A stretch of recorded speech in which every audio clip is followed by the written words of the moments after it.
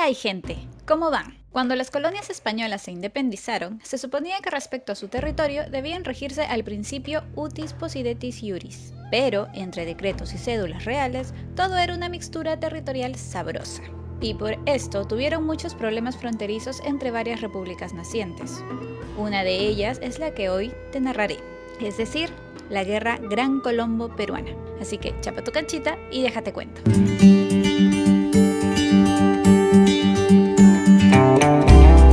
Me gustaría empezar aclarando el caso de Guayaquil. Por orden real, tenía doble dependencia. Una, política y económica, y la otra militar, desde 1803. Es desde este punto en que empiezan los problemas. Esta provincia se independizó sola, y como tal, tenía plena libertad de anexarse al país que mejor le convenga.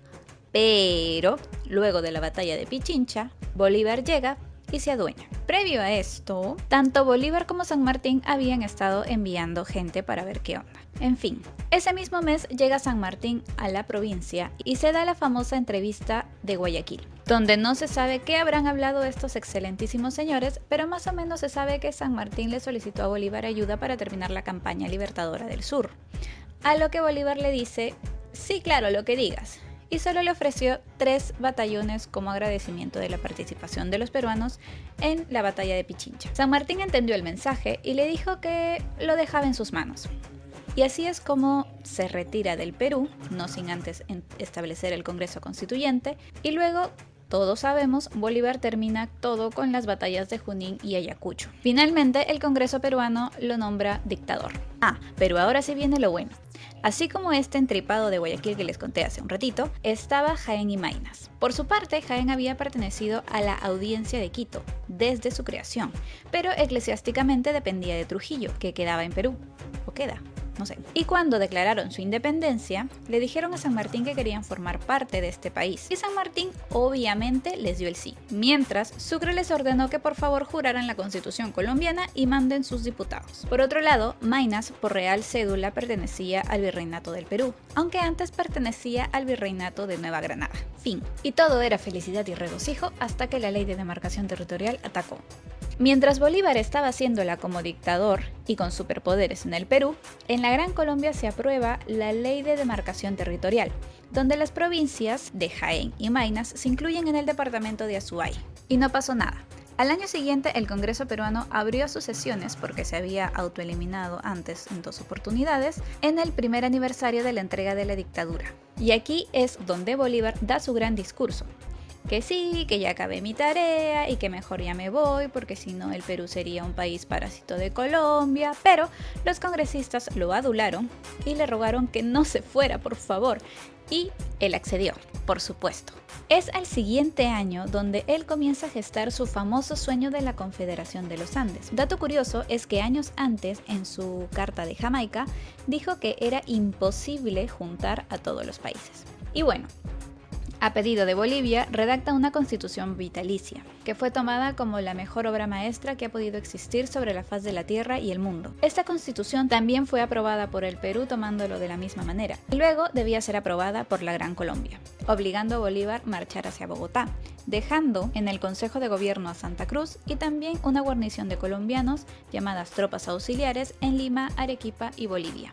Cuando Bolívar se fue, en Perú comenzó a nacer un sentimiento antibolivariano. A estas tropas que quedaron en el Perú se les comunicó que Bolívar cambiaría la Constitución de Cúcuta de manera radical, perjudicando su nacionalidad. Así que les dijeron que sería bueno que vayan a poner orden y por esta acción se les premiaría. También el ejército del sur al mando de Gamarra invadió Bolivia con intención de retirar las divisiones grancolombianas de la zona. Y lo lograron. Y luego firmaron un tratado de paz. Sucre, después de protestar ante el gobierno, se fue a Puerto Cobija, recordemos que Bolivia tenía puerto, para embarcarse hacia Guayaquil, haciendo una parada en el Callao para ofrecer sus servicios como mediador, por el inevitable conflicto que se veía venir, pero lo rechazaron. Por lo que ahí nomás al otro mes la guarnición de colombianos en Perú se sublevaron, juran la Constitución de Cúcuta y al gobierno colombiano, y también deciden no meterse en asuntos peruanos y piden su repatriación. 2 días después se desconoce la Constitución vitalicia, nombrando a Santa Cruz como presidente interino, aunque luego eligieron a Lamar como presidente,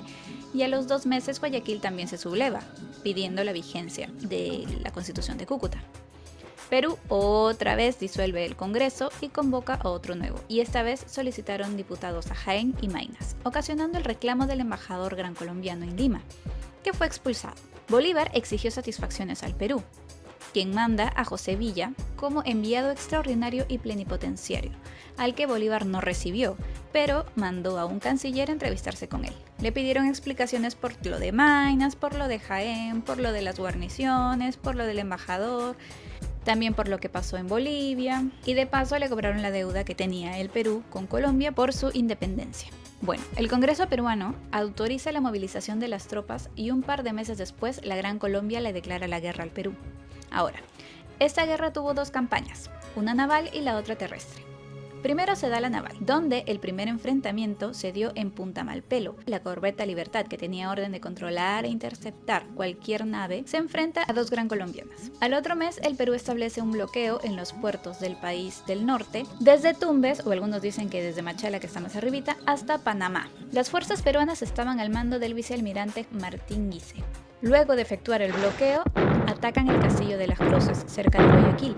Este enfrentamiento duró 3 días, y tras la muerte del vicealmirante, subió al mando su teniente primero José Boterín, quien siguió con el asedio, y luego se firmaría la capitulación de la plaza a borde de la goleta arequipeña.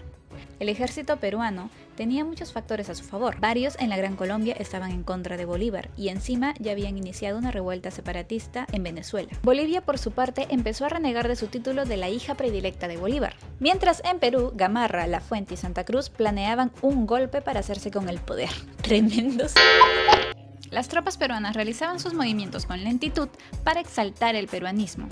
Y de paso, esperar al gran Gamarra y sus hombres, que hizo todo lo posible para demorarse más de la cuenta. Los peruanos fueron tomando Loja, luego Saraguro, siguiendo hacia Oña. Por su parte, Bolívar comenzó a organizar tropas de reserva para apoyar a Sucre en sus operaciones, aunque en febrero los peruanos ya se encontraban en Guayaquil y, días después, tomaron Cuenca. Sucre dice que solicitó la apertura de negociaciones de paz cuando los vio por Saraguro, pero no se llegó a nada. La Mar ordena una operación y dispuso que en Saraguro se quedara gran arsenal peruano al cuidado del coronel Jiménez y de su batallón. Sucre, no sé cómo se enteró, y atacó por sorpresa durante la madrugada, destruyendo e inutilizando este material bélico. La Mar decide confiar en Gamarra, dándole el mando del ejército del norte, aparte del que ya tenía. Grosso error, porque este demoraba los movimientos y todo lo hacía para su conveniencia. Y así se da la batalla de Portete en Tarqui, donde Sucre batió a los peruanos. Ese mismo día se dio lugar un tremendo duelo al estilo del medioevo entre el coronel venezolano Camacaro y el comandante peruano Nieto, con la finalidad de evitar más derramamiento de sangre, muriendo Camacaro, a lo que sus tropas atacaron a los húsares, aunque se replegaron. Nieto y sus húsares al retirarse se encontraron con Sucre, quien ordenó no atacarlos, y luego estos dos cruzaron saludo, muy cordiales ellos. En fin, todo este conflicto bélico terminó con el tratado Larrea Dual. Claro, antes hubo otro tratado, pero fue rechazado. En Perú se dio el golpe del triunvirato y años más tarde la Gran Colombia se fracciona. Y así terminamos con el video de hoy. Gracias por acompañarme en este viaje al pasado. Que tengas un buen día.